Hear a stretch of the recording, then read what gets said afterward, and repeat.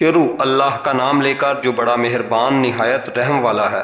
توسین، یہ قرآن کی اور ایک ایسی کتاب کی آیتیں جو حقیقت کھول دینے والی ہے۔ یہ ان مومنوں کے لیے سراپا ہدایت اور خوشخبری بن کر آئی ہے جو نماز قائم کرتے ہیں اور زکوٰۃ ادا کرتے ہیں، اور وہی ہیں جو آخرت پر یقین رکھتے ہیں۔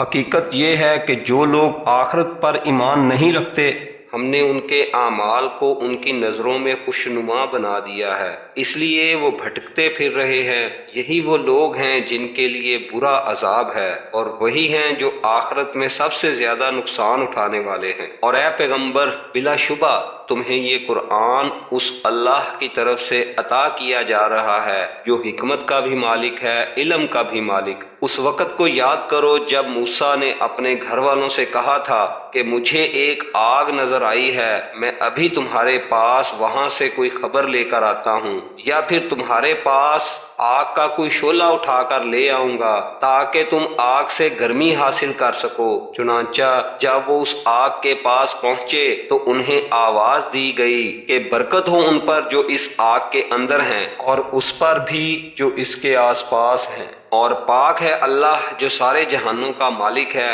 اے موسیٰ، بات یہ ہے کہ میں اللہ ہوں، بڑے اقتدار والا، بڑی حکمت والا، اور ذرا اپنی لاٹھی کو نیچے پھینکو۔ پھر جب انہوں نے لاٹھی کو دیکھا کہ وہ اس طرح حرکت کر رہی ہے جیسے وہ کوئی سانپ ہو، تو وہ پیٹھ پھیر کر بھاگے اور پیچھے مڑ کر بھی نہ دیکھا۔ ارشاد ہوا، موسیٰ ڈرو نہیں، جن کو پیغمبر بنایا جاتا ہے ان کو میرے حضور کوئی اندیشہ نہیں ہوتا، اعلیٰ یہ کہ کسی نے کوئی زیادتی کی ہو، پھر وہ برائی کے بعد اسے بدل کر اچھے کام کر لے تو میں بہت بخشنے والا، بڑا مہربان ہوں۔ اور اپنا ہاتھ گریبان میں داخل کرو تو وہ کسی بیماری کے بغیر سفید ہو کر نکلے گا۔ یہ دونوں باتیں ان 9 نشانیوں میں سے ہیں جو فرعون اور اس کی قوم کی طرف تمہارے ذریعے بھیجی جا رہی ہیں۔ حقیقت یہ ہے کہ وہ نافرمان لوگ ہیں۔ پھر ہوا یہ کہ جب ان کے پاس ہماری نشانیاں اس طرح پہنچیں کہ وہ آنکھیں کھولنے والی تھیں،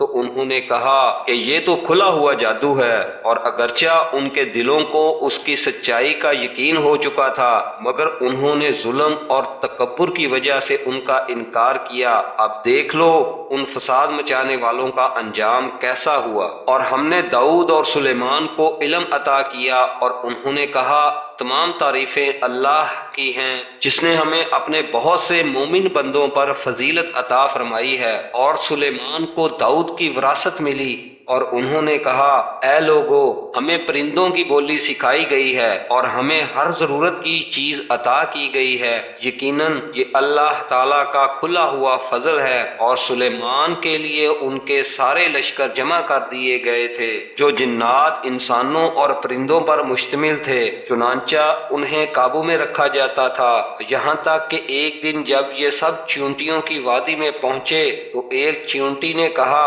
چیونٹیوں اپنے اپنے گھروں میں گھس جاؤ، کہیں ایسا نہ ہو کہ سلیمان اور ان کا لشکر تمہیں پیس ڈالے اور انہیں پتہ بھی نہ چلے۔ اس کی بات پر سلیمان مسکرا کر ہنسے اور کہنے لگے میرے پروردگار، مجھے اس بات کا پابند بنا دیجئے کہ میں ان نعمتوں کا شکر ادا کروں جو آپ نے مجھے اور میرے والدین کو عطا فرمائی ہیں، اور وہ نیک عمل کروں جو آپ کو پسند ہو، اور اپنی رحمت سے مجھے اپنے نیک بندوں میں شامل فرما لیجئے۔ اور انہوں نے ایک مرتبہ پرندوں کی حاضری لی تو کہا کیا بات ہے، مجھے ہدہد نظر نہیں آ رہا، کیا وہ کہیں غائب ہو گیا ہے؟ میں اسے سخت سزا دوں گا یا اسے ذبح کر ڈالوں گا، الا کہ وہ میرے سامنے کوئی واضح وجہ پیش کرے۔ پھر ہدہد نے زیادہ دیر نہیں لگائی اور آ کر کہا میں نے ایسی معلومات حاصل کی ہیں جن کا آپ کو علم نہیں ہے، اور میں ملک سبا سے آپ کے پاس ایک یقینی خبر لے کر آیا ہوں۔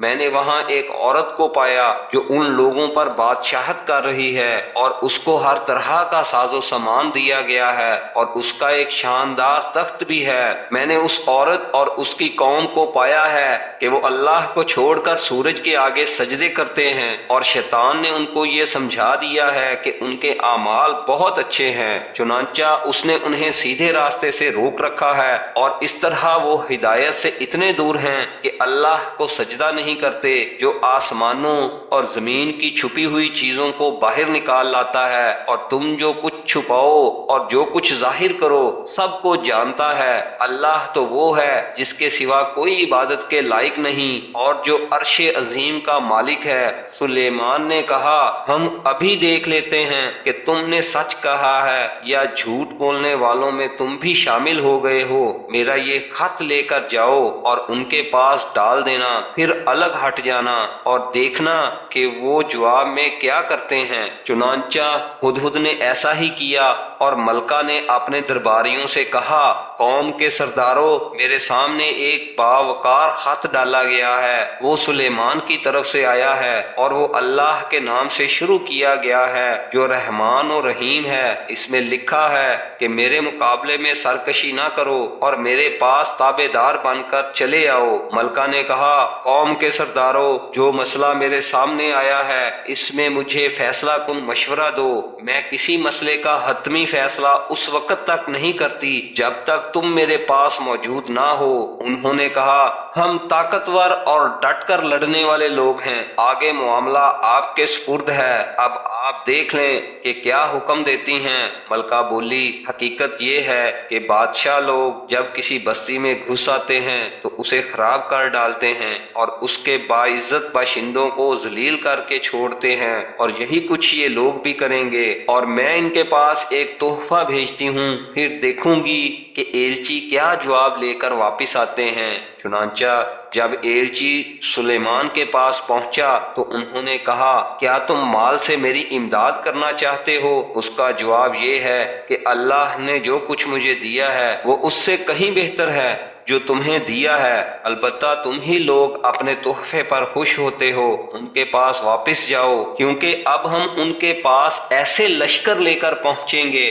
جن کے مقابلے کی ان میں تاب نہیں ہوگی، اور انہیں وہاں سے اس طرح نکالیں گے کہ وہ ذلیل ہوں گے اور ماتحت بن کر رہیں گے۔ سلیمان نے کہا، اے اہل دربار، تم میں سے کون ہے جو اس عورت کا تخت ان کے تابع دار بن کر آنے سے پہلے ہی میرے پاس لے آئے؟ ایک قوی ہیکل جن نے کہا، آپ اپنی جگہ سے اٹھے بھی نہ ہوں گے کہ میں اس سے پہلے ہی اسے آپ کے پاس لے آؤں گا، اور یقین رکھیے کہ میں اس کام کی پوری طاقت رکھتا ہوں اور امانت دار بھی ہوں۔ جس کے پاس کتاب کا علم تھا وہ بول اٹھا، میں آپ کی آنکھ جھپکنے سے پہلے ہی اسے آپ کے پاس لے آتا ہوں۔ چنانچہ جب سلیمان نے وہ تخت اپنے پاس رکھا ہوا دیکھا تو کہا، یہ میرے پروردگار کا فضل ہے تاکہ وہ مجھے آزمائے کہ میں شکر کرتا ہوں یا ناشکری، اور جو کوئی شکر کرتا ہے تو اپنے ہی فائدے کے لیے شکر کرتا ہے، اور اگر کوئی ناشکری کرے تو میرا پروردگار بے نیاز ہے، کریم ہے۔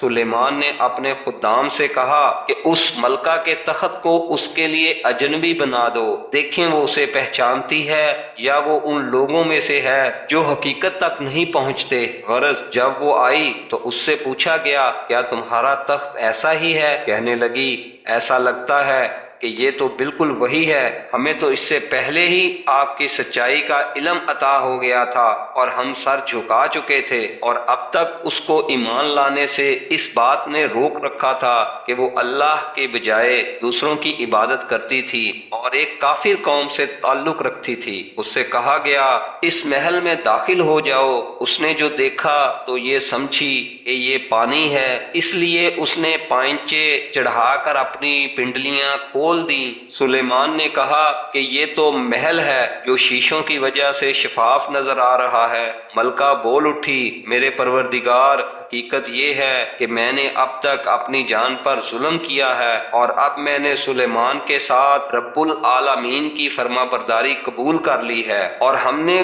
قوم سمود کے پاس ان کے بھائی صالح کو یہ پیغام دے کر بھیجا کہ تم اللہ کی عبادت کرو، تو اچانک وہ دو گروہ بن گئے جو آپس میں جھگڑنے لگے۔ صالح نے کہا، میری قوم کے لوگوں، اچھائی سے پہلے برائی کو کیوں جلدی مانگتے ہو؟ تم اللہ سے معافی کیوں نہیں مانگتے تاکہ تم پر رحم فرمایا جائے؟ انہوں نے کہا، ہم نے تو تم سے اور تمہارے ساتھیوں سے برا شگون لیا ہے۔ صالح نے کہا، تمہارا شگون تو اللہ کے قبضے میں ہے، البتہ تم لوگوں کی آزمائش ہو رہی ہے۔ اور شہر میں 9 آدمی ایسے تھے جو زمین میں فساد مچاتے تھے اور اصلاح کا کام نہیں کرتے تھے۔ انہوں نے آپس میں ایک دوسرے سے کہا، سب مل کر اللہ کی قسم کھاؤ کہ ہم صالح اور اس کے گھر والوں پر رات کے وقت حملہ کریں گے، پھر اس کے وارث سے کہہ دیں گے کہ ہم ان گھر والوں کی ہلاکت کے وقت موجود ہی نہ تھے، اور یقین جانو ہم بالکل سچے ہیں۔ انہوں نے یہ چال چلی اور ہم نے بھی ایک چال اس طرح چلی کہ ان کو پتہ بھی نہ چل سکا۔ اب دیکھو کہ ان کی چال بازی کا انجام کیسا ہوا کہ ہم نے انہیں اور ان کی ساری قوم کو تباہ کر کے رکھ دیا۔ چنانچہ وہ رہے ان کے گھر جو ان کے ظلم کی وجہ سے ویران پڑے ہیں۔ یقیناً اس واقعے میں ان لوگوں کے لیے عبرت کا سامان ہے جو علم سے کام لیتے ہیں، اور جو لوگ ایمان لائے تھے اور تقوی اختیار کیے ہوئے تھے ان سب کو ہم نے بچا لیا، اور ہم نے لوط کو پیغمبر بنا کر بھیجا، جبکہ انہوں نے اپنی قوم سے کہا تھا کہ کیا تم کھلی آنکھوں دیکھتے ہوئے بھی بے حیائی کا یہ کام کرتے ہو؟ کیا یہ کوئی یقین کرنے والی بات ہے کہ تم اپنی جنسی خواہش کے لیے عورتوں کو چھوڑ کر مردوں کے پاس جاتے ہو؟ حقیقت یہ ہے کہ تم بڑی جہالت کے کام کرنے والے لوگ ہو۔ اس پر یہ کہنے کے سوا ان کی قوم کا کوئی جواب نہیں تھا کہ لوط کے گھر والوں کو اپنی بستی سے باہر نکال کرو، یہ بڑے پاک باز بنتے ہیں۔ پھر ہوا یہ، ہم نے لوط اور اس کے گھر والوں کو بچا لیا، سوائے ان کی بیوی کے، جس کے بارے میں ہم نے یہ طے کر دیا تھا کہ وہ پیچھے رہ جانے والوں میں شامل رہے گی، اور ہم نے ان پر ایک زبردست بارش برسائی۔ چنانچہ بہت بری بارش تھی جو ان لوگوں پر برسی جنہیں پہلے سے خبردار کر دیا گیا تھا۔ اے پیغمبر، کہو، تمام تعریفیں اللہ کے لیے ہیں، اور سلام ہو اس کے ان بندوں پر جن کو اس نے منتخب فرمایا ہے۔ بتاؤ، کیا اللہ بہتر ہے یا وہ جن کو ان لوگوں نے اللہ کی خدائی میں شریک بنا رکھا ہے؟ بھلا وہ کون ہے جس نے آسمانوں اور زمین کو پیدا کیا اور تمہارے لیے آسمان سے پانی اتارا، پھر ہم نے اس پانی سے بار رونق باغ اگائے؟ تمہارے بس میں نہیں تھا کہ تم ان کے درختوں کو اگا سکتے، کیا پھر بھی تم کہتے ہو کہ اللہ کے ساتھ کوئی اور خدا ہے؟ نہیں، بلکہ ان لوگوں نے راستے سے منہ موڑ رکھا ہے۔ بھلا وہ کون ہے جس نے زمین کو قرار کی جگہ بنایا اور اس کے بیچ بیچ میں دریا پیدا کیے، اور اس کو ٹھہرانے کے لیے پہاڑوں کی میخیں گاڑ دیں اور 2 سمندروں کے درمیان ایک آڑ رکھ دی؟ کیا پھر بھی تم کہتے ہو کہ اللہ کے ساتھ کوئی اور خدا ہے؟ نہیں، بلکہ ان میں سے اکثر لوگ حقیقت سے نا واقف ہیں۔ بھلا وہ کون ہے کہ جب کوئی بے قرار اسے پکارتا ہے تو وہ اس کی دعا قبول کرتا ہے اور تکلیف دور کر دیتا ہے، اور جو تمہیں زمین کا خلیفہ بناتا ہے؟ کیا پھر بھی تم کہتے ہو کہ اللہ کے ساتھ کوئی اور خدا ہے؟ نہیں، بلکہ تم بہت کم نصیحت قبول کرتے ہو۔ بھلا وہ کون ہے جو خشکی اور سمندر کے اندھیروں میں تمہیں راستہ دکھاتا ہے، اور جو اپنی رحمت کی بارش سے پہلے ہوائیں بھیجتا ہے جو تمہیں بارش کی خوشخبری دیتی ہیں؟ کیا پھر بھی تم کہتے ہو کہ اللہ کے ساتھ کوئی اور خدا ہے؟ نہیں، بلکہ اللہ اس شرک سے بہت بالا و برتر ہے جس کا ارتکاب یہ لوگ کر رہے ہیں۔ بھلا وہ کون ہے جس نے ساری مخلوق کو پہلی بار پیدا کیا، پھر وہ اس کو دوبارہ پیدا کرے گا، اور جو تمہیں آسمان اور زمین سے رزق فراہم کرتا ہے؟ کیا پھر بھی تم کہتے ہو کہ اللہ کے ساتھ کوئی اور خدا ہے؟ کہو، لاؤ اپنی کوئی دلیل، اگر تم سچے ہو۔ کہہ دو کہ اللہ کے سوا آسمانوں اور زمین میں کسی کو بھی غیب کا علم نہیں ہے، اور لوگوں کو یہ بھی پتہ نہیں ہے کہ انہیں کب دوبارہ زندہ کیا جائے گا، بلکہ آخرت کے بارے میں ان کافروں کا علم بے بس ہو کر رہ گیا ہے، بلکہ وہ اس کے بارے میں شک میں مبتلا ہیں، بلکہ اس سے اندھے ہو چکے ہیں۔ جن لوگوں نے کفر اپنا لیا ہے وہ کہتے ہیں کہ کیا جب ہم اور ہمارے باپ دادا مٹی ہو چکے ہوں گے تو کیا اس وقت واقعی ہمیں قبروں سے نکالا جائے گا؟ ہم سے اور ہمارے باپ داداؤں سے اس قسم کے وعدے پہلے بھی کیے گئے تھے، لیکن ان کی حقیقت اس کے سوا کچھ نہیں کہ یہ قصہ کہانیاں ہیں جو پرانے زمانے کے لوگوں سے نقل ہوتی چلی آ رہی ہیں۔ کہو کہ ذرا زمین میں سفر کر کے دیکھو کہ مجرموں کا انجام کیسا ہوا ہے، اور اے پیغمبر تم ان لوگوں پر غم نہ کرو اور یہ جس مکاری کا مظاہرہ کر رہے ہیں ان کی وجہ سے گھٹن محسوس نہ کرو۔ یہ تم سے یوں کہتے ہیں کہ یہ وعدہ کب پورا ہوگا؟ اگر تم سچے ہو کہہ دو کہ کچھ بعید نہیں ہے کہ جس عذاب کی تم جلدی مچا رہے ہو اس کا کچھ حصہ تمہارے پاس آ لگا ہو، اور حقیقت یہ ہے کہ تمہارا پروردگار لوگوں پر بہت فضل کرنے والا ہے، لیکن ان میں سے اکثر لوگ شکر نہیں کرتے۔ اور یقین رکھو کہ تمہارا پروردگار وہ ساری باتیں بھی جانتا ہے جو ان کے سینے چھپائے ہوئے ہیں، اور وہ باتیں بھی جو وہ علانیہ کرتے ہیں، اور آسمان اور زمین کی کوئی پوشیدہ چیز ایسی نہیں ہے جو ایک واضح کتاب میں درج نہ ہو۔ واقعہ یہ ہے کہ یہ قرآن بنو اسرائیل کے سامنے اکثر ان باتوں کی حقیقت واضح کرتا ہے جن میں وہ اختلاف کرتے ہیں، اور یقیناً یہ ایمان لانے والوں کے لیے ہدایت اور رحمت ہے، اور تمہارا پروردگار یقیناً ان کے درمیان اپنے حکم سے فیصلہ کرے گا، اور وہ بڑا اقتدار والا بڑا علم والا ہے۔ لہٰذا اے پیغمبر تم اللہ پر بھروسہ رکھو، یقیناً تم کھلے کھلے حق پر ہو۔ یاد رکھو کہ تم مردوں کو اپنی بات نہیں سنا سکتے، اور نہ تم بہروں کو اپنی پکار سنا سکتے ہو جب وہ پیٹھ پھیر کر چل کھڑے ہوں، اور نہ تم اندھوں کو ان کی گمراہی سے بچا کر راستے پر لا سکتے ہو۔ تم تو انہی لوگوں کو اپنی بات سنا سکتے ہو جو ہماری آیتوں پر ایمان لائیں، پھر وہی لوگ فرما بردار ہوں گے، اور جب ہماری بات پوری ہونے کا وقت ان لوگوں پر آ پہنچے گا تو ہم ان کے لیے زمین سے ایک جانور نکالیں گے جو ان سے بات کرے گا کہ لوگ ہماری آیتوں پر یقین نہیں رکھتے تھے۔ اور اس دن کو نہ بھولو جب ہم ہر امت میں سے ان لوگوں کی پوری فوج کو گھیر لائیں گے جو ہماری آیتوں کو جھٹلایا کرتے تھے، پھر ان کی جماعت بندی کی جائے گی یہاں تک کہ جب سب آ جائیں گے تو اللہ کہے گا کہ کیا تم نے میری آیتوں کو پوری طرح سمجھے بغیر ہی جھٹلا دیا تھا یا کیا کرتے رہے تھے؟ اور انہوں نے جو ظلم کیا تھا اس کی وجہ سے ان پر عذاب کی بات پوری ہو جائے گی، چنانچہ وہ کچھ بول نہیں پائیں گے۔ کیا انہوں نے دیکھا نہیں کہ ہم نے رات اس لیے بنائی ہے کہ وہ اس میں سکون حاصل کریں، اور دن اس طرح بنایا ہے کہ اس میں چیزیں دکھائی دیں؟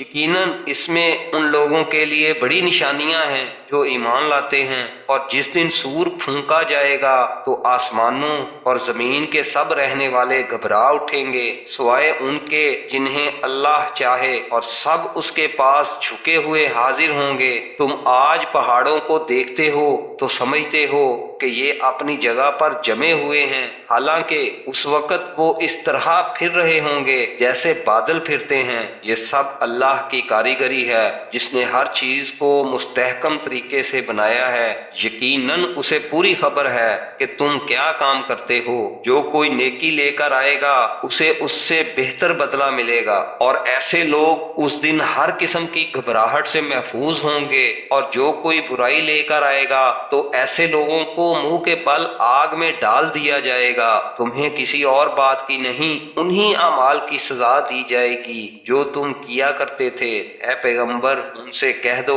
کہ مجھے تو یہی حکم ملا ہے کہ میں اس شہر کے رب کی عبادت کروں جس نے اس شہر کو حرمت بخشی ہے، اور ہر چیز کا مالک وہی ہے، اور مجھے یہ حکم ملا ہے کہ میں فرما برداروں میں شامل رہوں، اور یہ کہ میں قرآن کی تلاوت کروں۔ اب جو شخص ہدایت ہدایت کے راستے پر آئے وہ اپنے ہی فائدے کے لیے راستے پر آئے گا، اور جو گمراہی اختیار کرے تو کہہ دینا کہ میں تو بس ان لوگوں میں سے ہوں جو خبردار کرتے ہیں، اور کہہ دو کہ تمام تعریفیں اللہ کی ہیں، وہ تمہیں اپنی نشانیاں دکھائے گا، پھر تم انہیں پہچان بھی لوگے، اور تمہارا پروردگار تمہارے کاموں سے بے خبر نہیں ہے۔